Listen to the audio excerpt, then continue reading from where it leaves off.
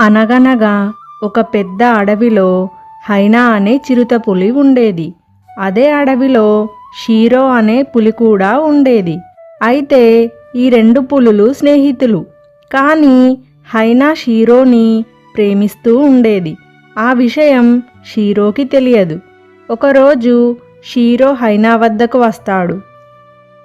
హైనా, ఈరోజు అడవి చాలా ప్రశాంతంగా ఉంది కదా, ఎందుకో నిన్ను కలవాలనిపించింది.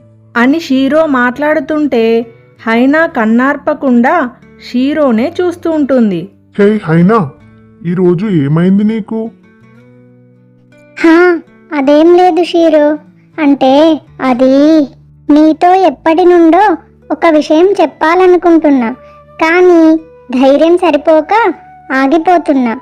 నేను నిన్ను ప్రేమిస్తున్నాను షీరో. హైనా, ఏం మాట్లాడుతున్నావు? నీవు నా స్నేహితురాలివి. నేను నిన్ను ఆ ఉద్దేశంలో ఎప్పుడూ చూడలేదు. నన్ను క్షమించు. అని చెప్పి షీరో అక్కడ నుండి వెళ్ళిపోతాడు. ఆ తరువాత హైనా చాలా బాధపడుతుంది. వెక్కి వెక్కి ఏడుస్తుంది. హైనా బాధపడుతున్న సమయంలో తన స్నేహితుడు లియో అక్కడికి వస్తాడు. ఏమైంది హైనా? ఎందుకు అలా బాధతో కూర్చున్నావు? షీరో నా ప్రేమని కాదన్నాడు. నాకు చాలా బాధగా అనిపిస్తుంది. ప్రేమ ఒక్కటే జీవితం కాదు కదా హైనా.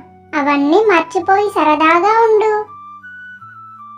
హైనా లియో చెప్పిన దానిని అర్థం చేసుకుంది. కొద్ది రోజుల్లోనే షీరోని మర్చిపోయి మునపటిలా తన జీవితాన్ని ఆనందంగా గడపసాగింది.